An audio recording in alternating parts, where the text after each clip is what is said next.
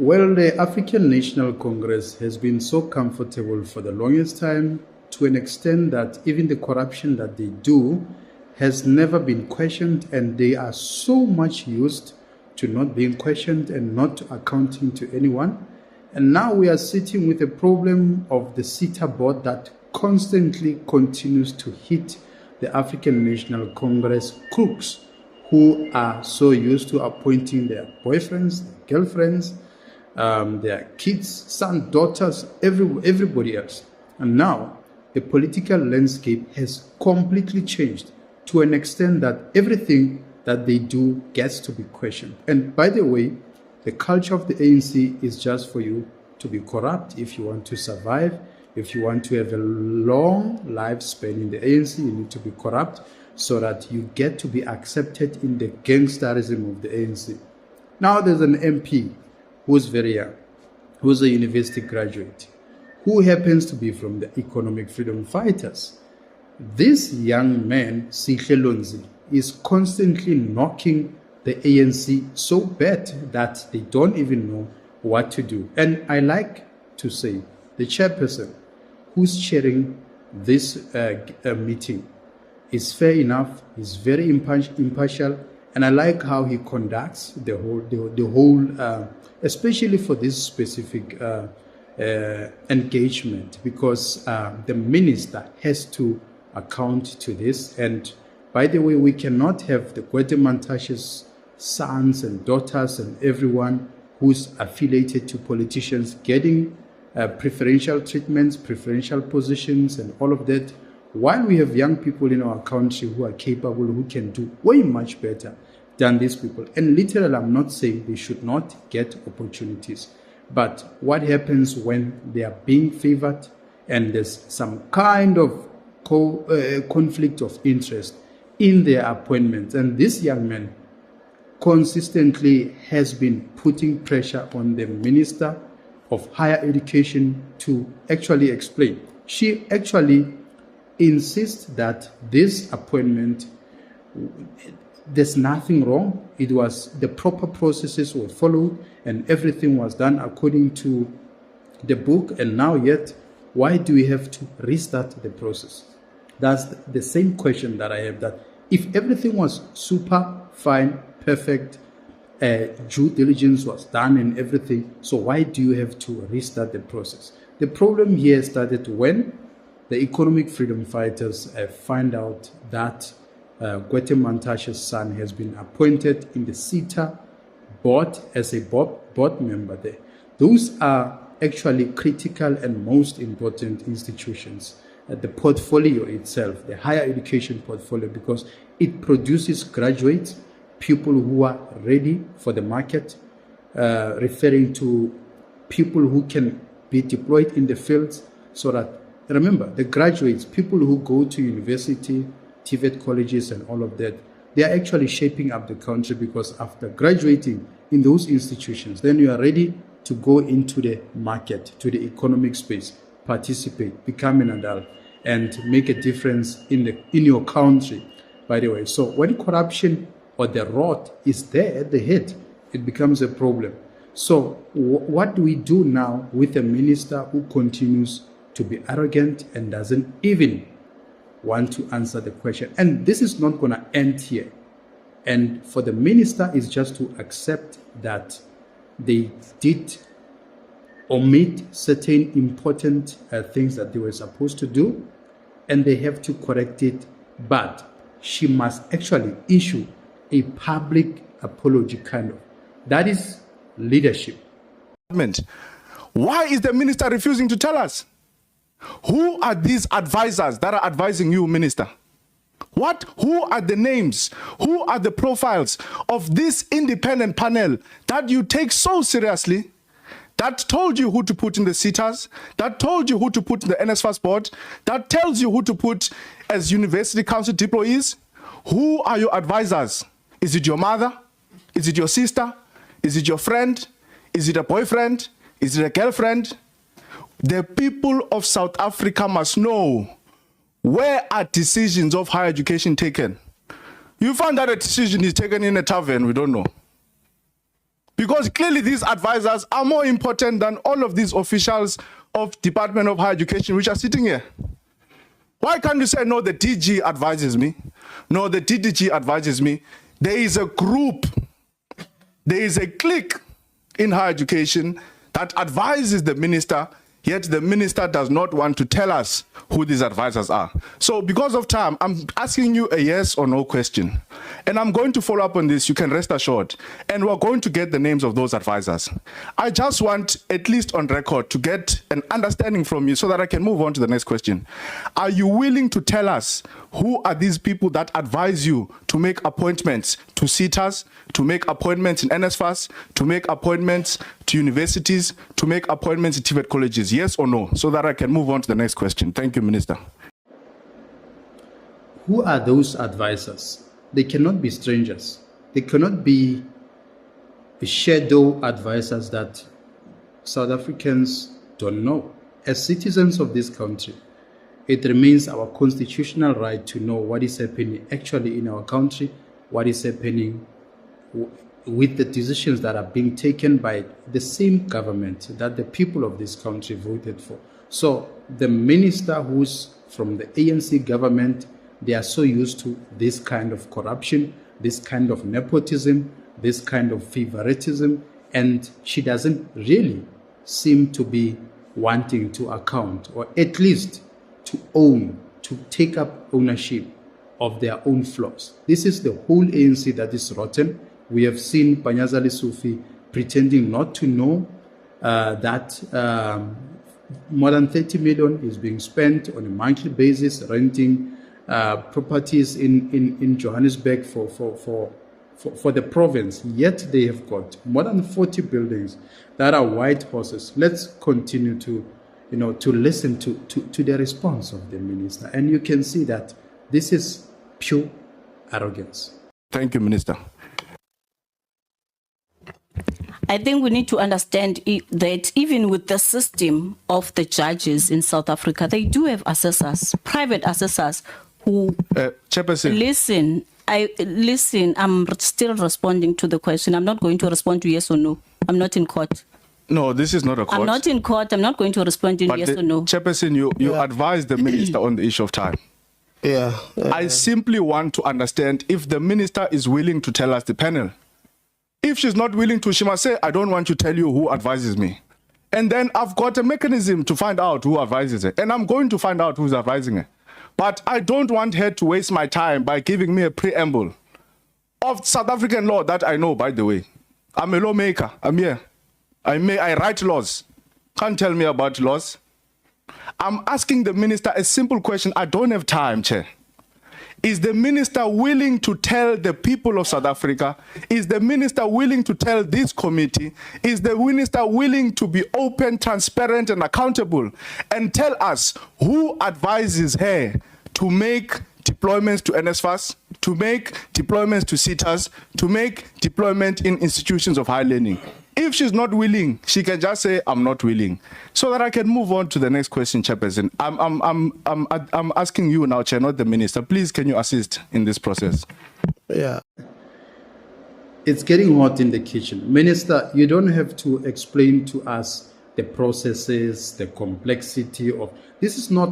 You should not make this thing look more like a rocket science and you have to explain the Bible and all of that. We don't need anything complicated. We just need to know who are those people who are advising you as the Minister of Higher Education. And if you cannot tell, say so, because yes, there are mechanisms that can be used to find out who are those people who are actually advising you, that you listen so much so that you even went to an extent of appointing Gwede Mantashe's son, who happens to be the minister, who happens to be the ANC big shot.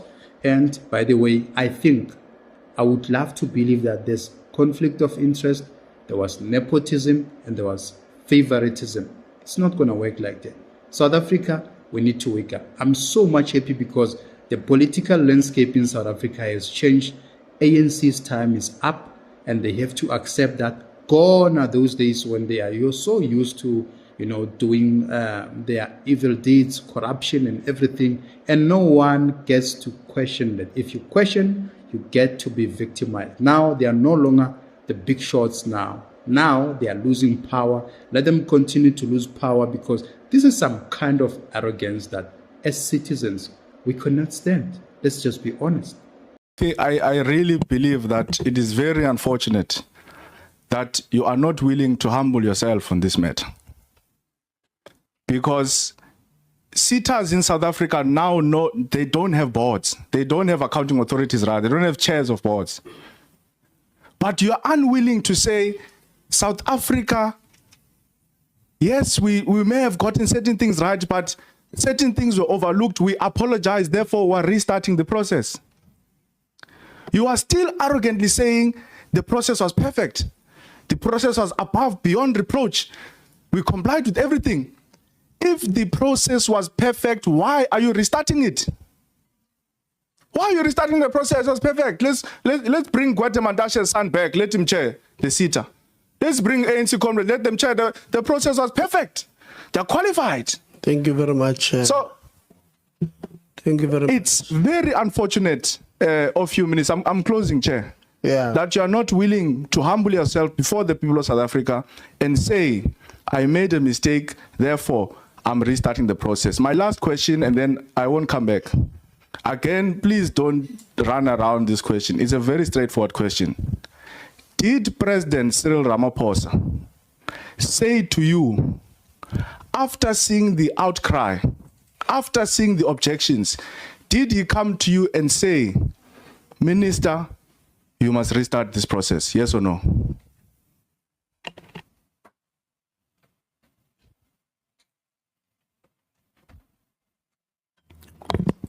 It's not that he said, Minister, restart the process.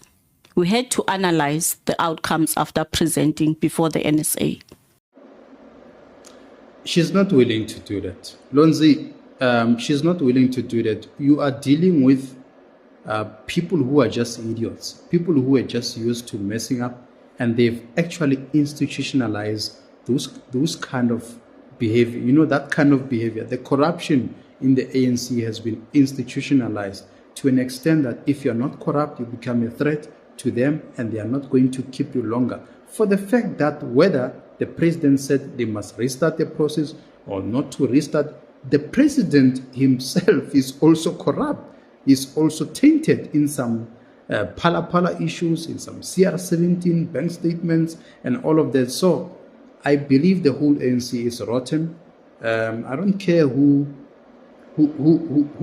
in the ANC, all of them, they are most probably the same. They've got some small skeleton, just like what Batabile Dlamini has said. You know, the mother who also collapsed the social development portfolio, you know, when she was still running as a Minister of Social Development. So those are the issues that really the ANC cannot really get rid of. You know, corruption in the ANC is a cancer that will continue to haunt them for the longest time. Why? Everybody would understand that for the past 30 years, you know, it's a long time. When you are used to doing something for 30 years and all of a sudden someone tells you to stop doing that, it's very difficult. So they are so used to that.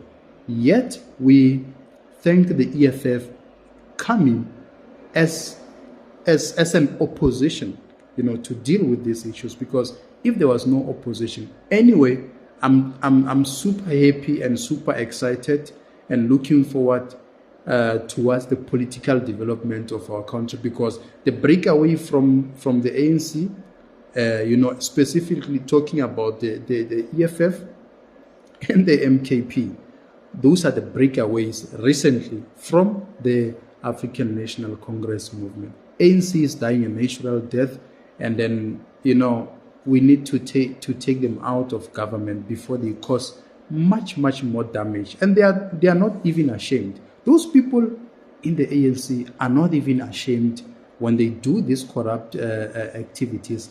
They are so proud. In fact, that's the culture in the ANC. So it's very difficult. And this young man is fighting a monster that has been, you know, sitting there for the past 30 years. And it benefited these so-called middle-class politicians who thinks that they are above the law, they are untouchable, they don't account to anyone. Voters are just kettles and they can just use them for whatever they want to use them. So that is the kind of arrogance that needs to be dealt with. And for the fact that Lonzi is there and pushing very hard, I think this young man is giving them a very, very serious trouble. Remember, he has been there at varsity. He has seen the suffering of the students and all other people who actually wanted to better their life. And so he still has got that trauma of going through that. And now that he's in parliament, he has mentioned that, you know, I'm here now. The Pope shall dance. I make the laws. You don't tell me. I'm going to ask you to account. You are definitely going to account. You are definitely going to explain to the people of South Africa what exactly happened. Who are the people who are in the advisory board that are advising you to employ Gwede Mantashe's son in the SITA board as part of the board members. So these are the issues that have been happening for the longest time in our country. And as citizens of this country, we didn't really have much of an impact, you know, much of an influence to actually tackle them. You know, the ANC, I can tell you now, 15 years ago, when you speak about their corruption and all of that, they will laugh at you. These people, they were so arrogant. And you remember when, I think it's Gwede Mantashe saying, ANC will rule until Jesus Christ comes. The non-Vula Mokonyane is saying, no, and all of those funny things that if the rent falls, we'll pick it up. And then the spokesperson of the ANC is saying the investors must invest in India. Those are the things that really raises so many questions to us as citizens, that what exactly did we vote for? Why did we put these people in power? Because I still continue to feel like they were not really ready. These are idiots. These are people who are actually, who don't understand nothing about running an administration, running a government that is functional, a government that is delivering service to the people, the government that really cares about its people, the voters. They should not care about the vote, but they should care about the voters.